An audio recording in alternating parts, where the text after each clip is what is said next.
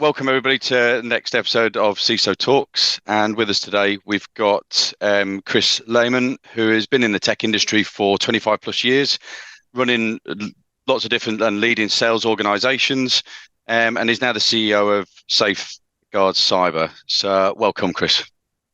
Thanks, Kieran. It's great to be with you. Yeah, great to have you here. So really like to kick us off and really to get things started. Obviously, like in the changing world and the way that like cybersecurity is changing, the way people interact is changing in communications. And we've got this, the difference in, you've obviously got, there's three real key elements, which is the personal privacy, the global safety, and the company security. What are the biggest challenges coming out of, like in order, like for your company, in order to work with like similar companies? What are the main things that you're targeting, like with regards to those three things?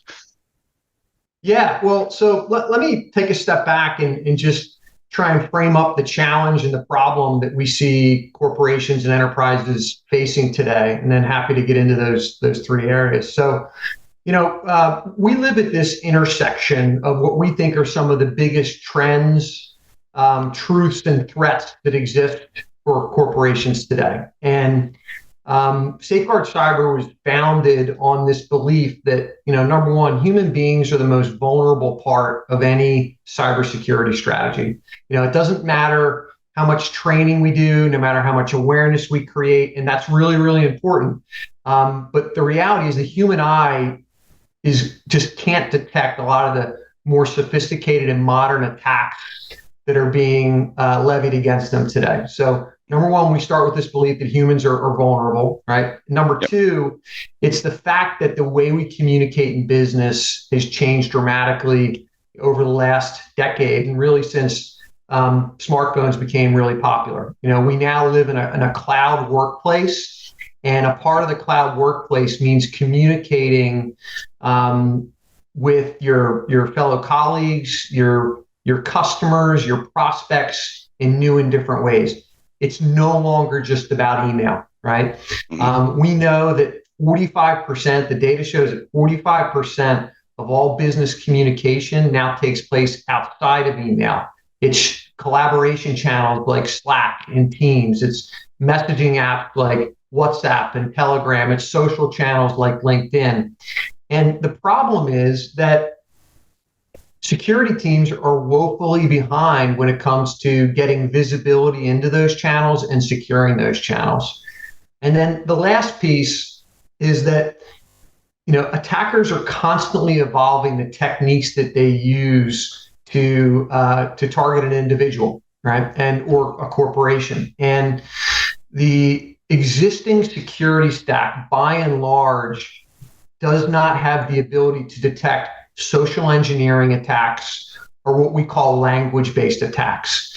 You think about the traditional security stack, the SIEM, the EDR or XDR, CASB. All of those technologies generally use one of two types of detections. You've got rules-based detections, and then they're doing some form of behavioral analysis where they're looking for anomalies in the metadata associated to a transaction.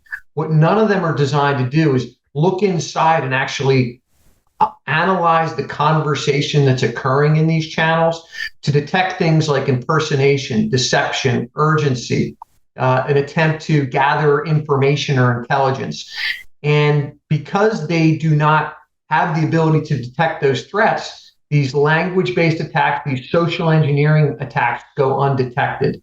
And what Safeguard Cyber does is try and secure humans by monitoring all of the channels that they're using to conduct business and detect these very, very modern attacks. Does that make sense?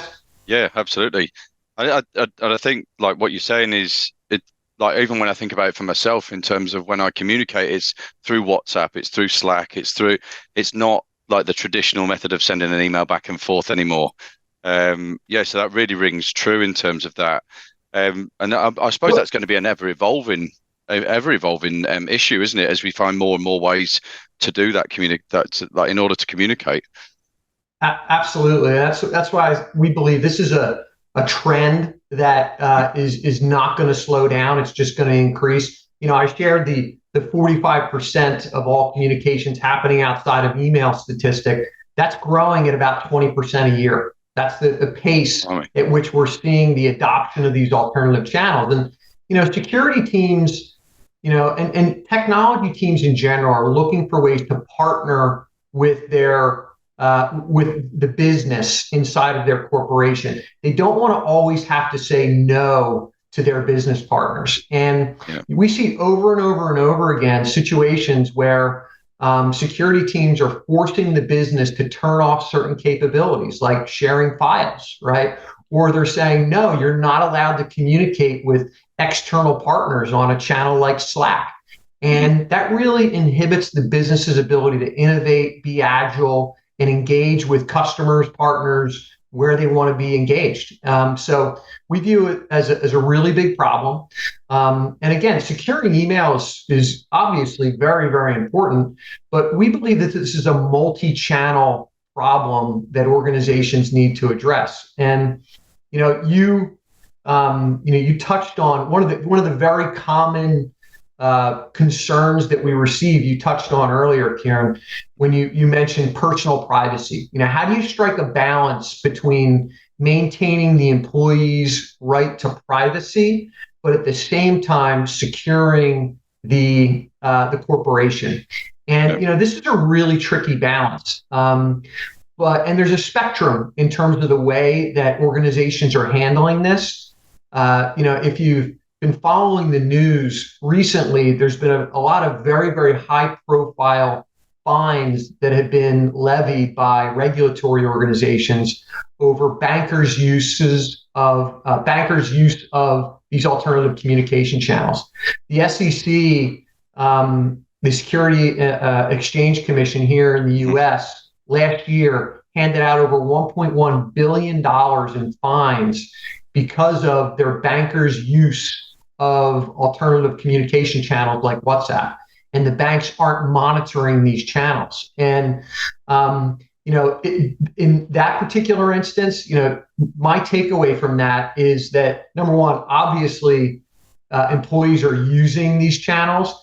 But number two, it's a very, very, a big problem from a regulatory standpoint, but it's also a big problem from a security standpoint. And what we're seeing is that, situations where these big fines are being handed out, in these regulated industries, the companies are increasingly saying to their employees, look, I don't care if you use this application for personal use. If you're going to use it for business as well, then you need to let us monitor it. They're making it mandatory.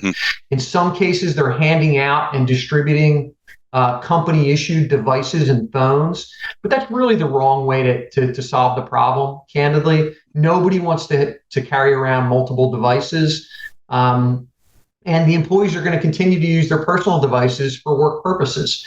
So what we do is, regardless of where you are on the spectrum, you could be a company who's mandating that the employee allow them to monitor these channels, which, like I said, the banks and the regulated industries like life sciences and pharmaceuticals are doing. But the other end of the spectrum, you've got companies who aren't ready yet to mandate this monitoring to their employees, but they recognize the risk that these alternative channels pose to the corporation.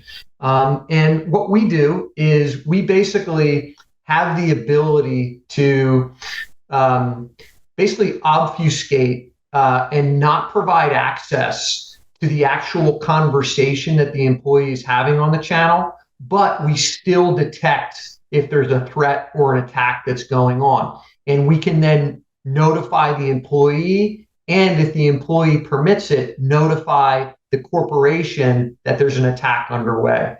And, our ability to provide varying levels of visibility combined with varying levels of access control rights is what enables us to strike the right balance between protecting the corporation and maintaining personal privacy.